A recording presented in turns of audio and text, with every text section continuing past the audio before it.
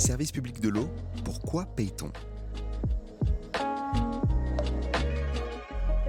Je suis Cyrus North, créateur de contenu sur YouTube. Je parle de philo, psycho et sociaux. Je suis Noël Bréham, j'ai travaillé à la radio, France Inter, pour Les Petits Bateaux, entre autres, et à la télévision, France 5, pour Silence ça pousse, entre autres. Pour Mono et moi, on anime ce podcast autour des questions que l'eau nous pose en tant que ressource commune et service public. Et on va parler d'argent.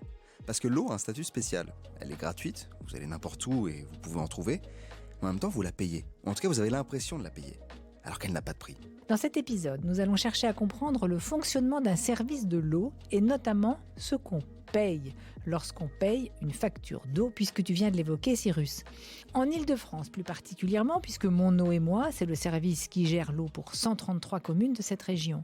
Et pour mieux comprendre, nous avons demandé à Éric Requy, directeur général adjoint au syndicat des eaux d'Île-de-France, de nous éclairer. Éric Requy, bonjour. Bonjour.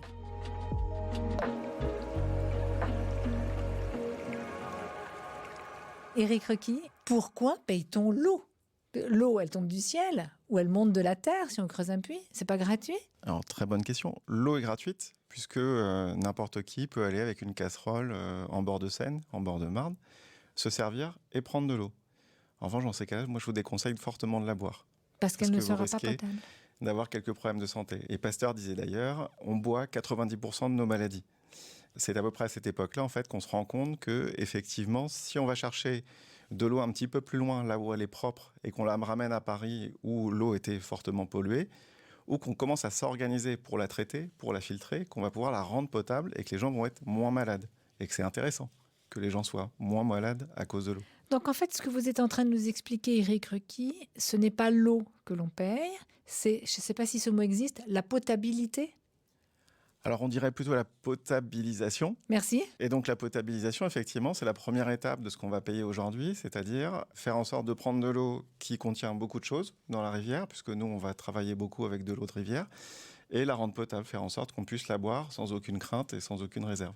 Et également l'acheminement. Voilà. On n'envoie plus Cosette à 2 km en pleine nuit aller chercher ses seaux d'eau parce que vous nous l'apportez, on ouvre le robinet. C'est un autre des gros progrès apportés sur l'eau, c'est comme le gaz. Vous savez qu'à Paris, on a encore quelques immeubles où on a ce gaz, ce fameux gaz à tous les étages.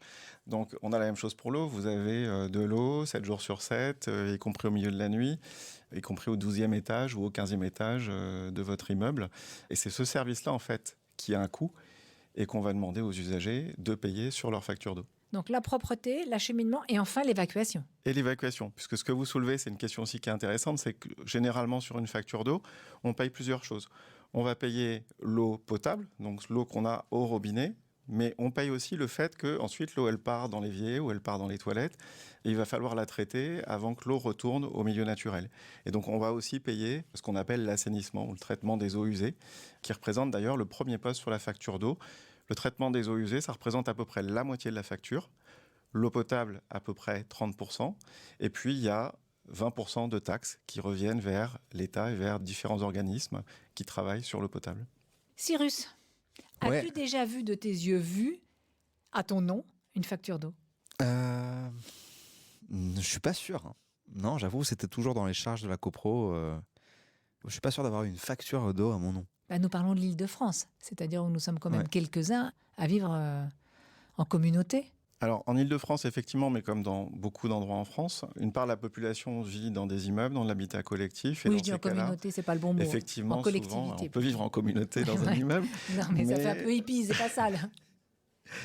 Mais effectivement, lorsqu'on est dans un immeuble, assez souvent, la pratique encore, c'est que chacun n'a pas un compteur. C'est pas comme l'électricité, justement, et ça, c'est important. Chacun n'a pas son compteur d'eau pour son appartement, mais l'eau, elle est payée par l'immeuble, par le syndic, et ensuite, c'est le syndic qui répartit la facture d'eau de l'immeuble entre tous les occupants de l'immeuble et en tenant compte aussi de ce qui a été utilisé comme eau pour arroser les plantes de l'immeuble, nettoyer l'immeuble, puis malheureusement aussi pour payer toutes les fuites qui sont arrivées dans les parties communes, dans les caves et qu'on n'a pas vu passer et qui vont faire augmenter la facture d'eau de l'immeuble. Pourquoi justement ? Pourquoi c'est pas comme l'électricité où chacun a son compteur ? Pourquoi je n'ai pas mon propre compteur d'eau ? Alors si vous habitez dans un immeuble neuf, aujourd'hui c'est obligatoire. C'est-à-dire que quand on construit un immeuble neuf aujourd'hui, il faut que chaque appartement et son compteur d'eau, comme pour l'électricité, pour que chacun puisse suivre sa consommation d'eau potable et puis paye directement sa facture. C'est-à-dire que même idéalement, en fait, chaque logement va être abonné directement au service de l'eau. C'est plus l'immeuble qui est abonné, mais c'est chaque logement qui est abonné directement au service de l'eau. C'est ce qu'on appelle l'individualisation. À ce moment-là, il y a un compteur pour chaque appartement et donc on va avoir la visibilité directe de ce que chaque appartement consomme entre la famille avec 2 enfants, la famille où il y a juste 2 personnes, même une famille avec 2 enfants, si c'est des petits-enfants ou si c'est des ados qui prennent 3 douches par jour ou qui au contraire sont dans la phase où on prend une douche par semaine, Mais d'une on ne va demi-heure. pas avoir la même consommation d'eau et donc pas la même facture derrière. Ok, donc là, j'aurai une facture à mon nom, potentiellement. Là, vous aurez une facture à votre nom. Quel Vous plaisir. aurez aussi une facture à votre nom si vous avez la chance d'habiter dans une maison individuelle. Et à ce moment-là, effectivement, vous avez votre propre facture à votre nom. J'ai une question. Imaginons, je suis un ermite. J'ai envie de vivre reclus de la société, tel un bon philosophe. Et j'ai envie de sortir du réseau de l'eau et gérer l'eau moi-même. Est-ce que je peux ? Est-ce que j'ai le droit ? C'est une situation qui est assez peu courante en Ile-de-France puisque c'est très urbanisé. Mais en revanche, à la campagne, c'est assez fréquent. C'est-à-dire qu'il y a encore beaucoup de personnes aujourd'hui qui ne sont pas raccordées au réseau de distribution de l'eau, mais qui ont leur propre puits pour alimenter leur maison. Et d'ailleurs, c'est quelque chose qui est important à rappeler dans le contexte de la sécheresse qu'on a connue l'été dernier. C'est-à-dire que ce sont des gens qui, pour certains, malheureusement, se sont retrouvés avec plus d'eau au puits et donc plus d'eau dans la maison. Et qui reviennent voir finalement aujourd'hui monsieur le maire pour lui dire « Monsieur le maire, est-ce que je pourrais me raccorder au réseau d'eau puisque je ne peux plus fonctionner en autonomie ?» Donc vous avez le droit, mais avec toute l'insécurité que ça emporte. Ok. Et est-ce que je peux changer de fournisseur d'eau, par exemple ? Alors vous n'êtes pas obligé, effectivement, d'acheter de l'eau. En revanche, dans les faits, effectivement, il n'y a généralement qu'un seul service d'eau sur chaque commune. Donc c'est pas comme le téléphone, vous n'avez pas le choix de l'approvisionnement en eau en bas de chez vous. J'ai souvent l'habitude de dire, on n'a pas encore trouvé la solution pour acheminer l'eau chez les gens par le Wi-Fi. L'eau, il faut un tuyau, et il faut s'assurer aussi que l'eau qu'on vous livre, elle soit de qualité alimentaire, qu'elle soit propre et que vous puissiez la consommer sans aucun risque. Donc ça emporte une responsabilité. Quelqu'un doit être responsable de l'eau qui est dans le tuyau qui arrive chez vous. Donc on ne peut pas être dans un système où il y a un réseau et où plein de producteurs pourraient balancer des paquets d'eau en disant « moi je balance de l'eau pour Noël, moi je balance de l'eau pour Cyrus », où tout ça se mélange dans le réseau et on ne saurait pas finalement, le jour où il y a un problème, qui est à l'origine de ce problème. Quand on y pense, vous pourriez aussi louer vos tuyaux, comme par exemple le font certains services de téléphonie. Pourquoi vous ne louez pas vos tuyaux ? Comment ça se fait que vous êtes le seul acteur ? Est-ce qu'il n'y a pas un risque de monopole, entre guillemets ? Je pense que c'est des questions que les gens peuvent se poser. On est de fait sur une forme de monopole, mais ce monopole, il est fondé par cette question sanitaire. C'est-à-dire qu'on est le seul service public qui vous apporte un service avec une contrainte sanitaire forte. C'est-à-dire qu'il faut que vous puissiez boire l'eau du robinet sans aucun doute et sans que cette eau vous rende malade. Et donc pour l'instant, on n'a rien trouvé de mieux que de faire en sorte que s'il y a un réseau dans la rue qui alimente tous les immeubles de la rue, il n'y a qu'un seul distributeur qui ait la capacité d'injecter de l'eau dans ce réseau pour délivrer l'eau à tous les immeubles. Et limiter les risques. Et limiter les risques. Et surtout une question de traçabilité. C'est-à-dire que le jour où il y a un problème, où il y a une difficulté, qu'on soit capable de tracer exactement d'où vient la difficulté, et le cas échéant aussi faire une recherche de responsabilité. Si on était dans un système type libéré comme les réseaux de trains en théorie ou l'électricité, effectivement, tout le monde pourrait envoyer de l'eau dans le réseau. Ça se mélangerait. Le jour où il y a une difficulté, on serait en difficulté pour dire d'où vient le problème.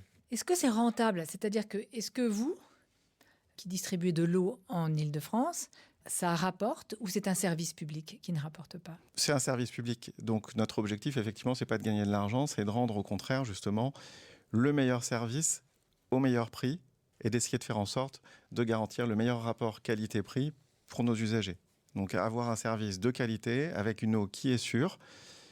Ça ne se limite pas à fournir de l'eau, c'est aussi faire en sorte que quand les usagers appellent parce qu'ils ont un problème à régler sur leur facture, sur leur abonnement, nous, notre objectif, c'est de décrocher dans les 40 secondes, c'est pas de les faire attendre 5 minutes, 10 minutes au téléphone. Peut-être pas les impôts. Donc ça, ce sont des choix qui coûtent un petit peu d'argent, mais on considère que ça fait partie de la qualité de service qu'on apporte à nos usagers. Et donc tous ces éléments, effectivement, à la fois de service en termes d'acheminement de l'eau ou de service à l'usager en tant que client, c'est ce qui va constituer le prix de l'eau. Et le but, puisque c'est le principe du service d'eau, on dit souvent l'eau paye l'eau, c'est qu'en fait, la facture d'eau va permettre de payer les coûts du service d'eau potable.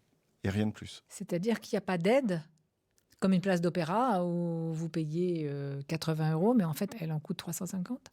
Alors, il n'y a pas d'aide, effectivement, il y a très très peu d'aide pour le service public de l'eau, puisque on est vraiment sur ce principe l'eau paye l'eau, c'est-à-dire qu'on considère qu'on est grand, qu'on est responsable et qu'on doit être en capacité d'équilibrer les comptes, c'est-à-dire qu'on s'organise en fixant le prix de l'eau pour faire en sorte pour que ça couvre que l'on dépense pour pouvoir produire l'eau et distribuer l'eau. Avec vous, Éric Rucky, nous parlons de l'eau en Île-de-France. L'eau a le même prix dans toutes les régions en France?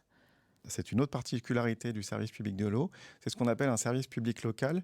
Donc à l'origine, c'est le maire de la commune qui est compétent pour organiser le service public de l'eau. Donc sur le principe, et historiquement, on va dire, il y avait autant de services de l'eau et donc autant de prix que de communes.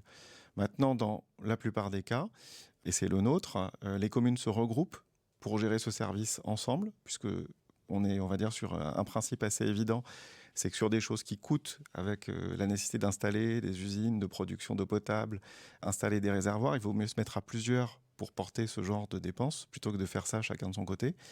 Donc en se regroupant dans une logique de solidarité intercommunale, on va essayer justement de proposer des prix beaucoup plus intéressants et un rapport qualité-prix beaucoup plus serré que si chacun le faisait de son côté.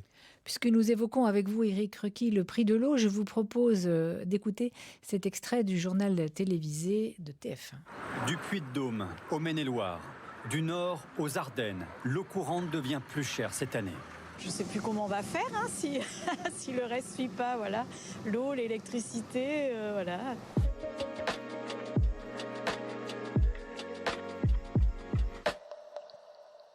C'était en janvier 2023, Cyrus. Le prix de l'eau avec l'inflation, c'est une question qui va revenir de plus en plus souvent. Qu'est-ce que vous en pensez? Combien vous dépensez en eau chaque mois? Alors chaque mois, non, je ne sais pas. Mais cela dit, il suffit de diviser par 6 puisque je reçois ma facture tous les 6 mois. Une centaine d'euros. Une centaine d'euros par mois, d'accord. Non, une centaine d'euros pour les 6 mois. Pour les 6 mois, d'accord. Donc une quinzaine d'euros par mois. On est sur un prix qui est relativement raisonnable par rapport aux autres budgets du ménage. C'est ce que... Donc il y a un observatoire national qui existe, qui récupère les données de tous les services publics d'eau potable en France et aussi les services publics d'assainissement et qui fait le constat que, en moyenne, quand on regarde aussi les données plus globales de l'INSEE sur le budget d'un ménage, la facture d'eau, donc ce que coûte produire l'eau, payer le traitement des eaux usées, c'est à peu près 1,5% du budget d'un ménage. Donc on reste sur une dépense qui est relativement petite à l'échelle du ménage. Attention, ça ne veut pas dire que pour des ménages qui sont en difficulté, qui ont des tout petits revenus, là dans ces cas-là, effectivement, la facture d'eau peut prendre une proportion plus importante. Et c'est dans ces cas-là que nous, on va avoir un programme pour les aider à payer leurs factures, de faire en sorte de limiter la consommation que l'on a. Pour les autres podcasts qu'on a fait jusqu'à maintenant, donc j'ai fait une story où je laisse mes followers en fait poser des questions sur l'eau. Donc on a parlé de sécheresse, on a parlé de gaspillage, on a parlé de la qualité de l'eau. J'ai eu plein de questions sur tout ça. J'ai quasiment eu aucune question sur le prix. Vous nous avez demandé combien nous on payait, on n'était même pas capable de répondre. En tout cas, moi, je n'ai pas répondu parce que j'en ai aucune idée de combien je paye. On peut même aller plus loin. Vous savez qu'un mètre cube, c'est 1000 litres d'eau. Avec 1000 litres d'eau, vous tenez combien de jours? Ça dépend comment on vit. Moi, je peux dépenser 5 litres par jour, comme je peux en dépenser 500. Ça dépend si on se lâche, si on prend des douches, si on lave son linge, si on lave sa salade. J'ai aucune idée même des ordres de grandeur pour le coup. J'avoue. Combien vous avez dit? 1000 litres? 1000 litres, un mètre cube. Combien de temps je tiens? Une semaine? Alors, je sais grâce au podcast là que 1 minute, le robinet ouvert, c'est 12 litres, il me semble. Bah oui, c'est pour ça que je dis ça dépend comment on vit. Ça va très vite, mais Noël, vous avez été très forte, effectivement. En France, on tient à peu près une semaine. Yes. Avec un mètre cube. En revanche, si on passe, donc en fait en France on consomme à peu près 140-150 litres en moyenne par personne et par jour. C'est un peu comme les Anglais, c'est un petit peu plus que les Espagnols. Si on était en Italie, on serait plutôt sur 240 litres par jour.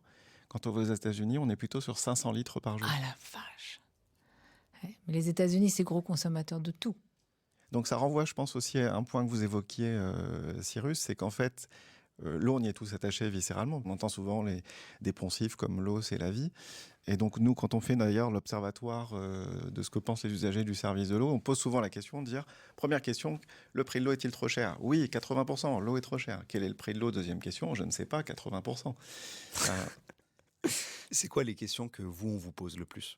Alors, les questions qui reviennent vont être de savoir à quoi sert le prix qu'on paye sur sa facture. Donc ça, les grands ordres de grandeur, c'est que, et ça peut ne paraître pas complètement intuitif, ce qui coûte le plus cher, en fait, pour le service d'eau potable, c'est de gérer justement tout ce grand réseau qui permet d'acheminer l'eau partout et de monter dans les étages et d'aller chez les gens. Donc c'est vraiment le fait de pousser l'eau à la sortie des usines, monter dans les réservoirs, en redescendre, aller chez chaque personne, dans chaque logement, pour acheminer l'eau.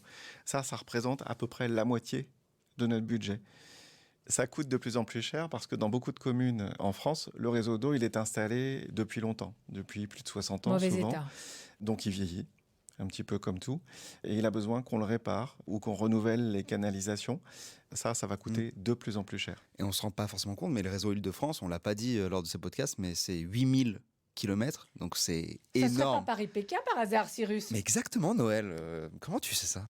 Il faut dire, Éric Requi, que ça nous a beaucoup impressionnés en préparant le podcast avec Cyrus, le Paris-Pékin en tuyau. J'ai envie de dire, la réponse, elle est inclue dans votre remarque. Imaginez s'il faut entretenir ou renouveler un tuyau qui part de Paris, qui arrive à Pékin et qui est enterré. Et donc il faut creuser, aller chercher le tuyau, sortir le tuyau, mettre un nouveau tuyau, s'assurer qu'on l'a fait proprement. Et en fait, ça, c'est effectivement ce qui coûte le plus cher aujourd'hui sur la facture d'eau. Vous êtes, Éric Requi, l'invité de ce 4e podcast Mon eau et moi, donc consacré à l'eau en Île-de-France. Et j'ai l'impression, Cyrus, que ce qui est revenu le plus souvent, c'est la fuite, la traque à la fuite. Alors la traque à la fuite, c'est ce qui permet d'économiser l'eau, mais c'est aussi ce qui a un prix. C'est ça l'histoire. Alors ça, c'est un équilibre qu'on doit effectivement en permanence ajuster, c'est-à-dire faire tout notre possible en utilisant les nouvelles technologies qui se développent pour essayer d'identifier où est-ce qu'il y a des fuites. Ça veut dire aussi aider les gens à essayer d'identifier s'ils ont des fuites chez eux. Et ça, on peut le faire désormais puisqu'on a des systèmes de télérelève, c'est-à-dire que sur le compteur, on enregistre en continu s'il y a une consommation chez les gens. Et donc, s'il y a de la consommation, notamment au milieu de la nuit, quand tout le monde dort, c'est probablement qu'il y a une petite fuite quelque part. Et donc, dans ces cas-là, on est en capacité d'alerter les personnes pour leur dire « Attention, il y a peut-être une fuite chez vous ». Donc, regardez, et ça, c'est un objectif multiple. C'est faire en sorte que nos usagers maîtrisent mieux leur consommation d'eau. Et puis derrière, c'est faire en sorte aussi qu'ils payent moins cher, puisque si on maîtrise les fuites, on consomme moins d'eau. Et donc à la fin, on a une facture plus petite. Cyrus, une dernière question? Oui, en fait, moi, je me demandais... là, on a parlé dans l'extrait audio d'inflation. Voilà, je me mets à imaginer en fait un futur où le maintien de cette eau, sa distribution, sa filtration coûterait de plus en plus cher. Est-ce que ça, c'est des choses que vous anticipez dès maintenant? Comment vous gérez ces évolutions possibles? Alors effectivement, on travaille pour essayer d'anticiper ces évolutions-là de façon multiple. Il y a un sujet, vous l'avez évoqué Noël, sur la nécessité de traquer les fuites, faire en sorte que quand on produit de l'eau et qu'on la met dans le réseau, on essaye d'en perdre le minimum. Ça peut paraître énorme, mais en fait au CEDIF, on arrive à faire en sorte de perdre moins de 10% de ce qu'on lance comme eau dans notre réseau de distribution. La moyenne en France, c'est 20% de perte. Donc vous êtes bon. Donc on est plutôt sur le haut du panier, très largement. Et vous avez malheureusement encore beaucoup de services en France où on perd jusqu'à 50% de l'eau qu'on lance dans le réseau. Et ça, c'est des choses qu'on ne va plus pouvoir se permettre à l'avenir. Un autre axe de travail, c'est celui que j'évoquais, c'est que maîtriser les pertes qu'on a sur notre réseau, c'est bien, mais il faut aussi éduquer la population pour mieux maîtriser sa consommation chez soi et limiter les fuites chez soi, parce que les fuites ou la surconsommation, elle est aussi à domicile et il faut être très attentif à cet aspect-là. Donc on a des gros enjeux de pédagogie pour expliquer aux gens comment faire pour utiliser moins d'eau. Et puis ensuite, il y a un travail d'anticipation, effectivement, d'anticiper sur les technologies qu'on peut mobiliser pour faire en sorte de toujours être en capacité de traiter l'eau pour qu'elle soit potable pour un coût raisonnable. Et ça, c'est un travail d'optimisation au quotidien pour faire en sorte de maîtriser cette fameuse facture d'eau.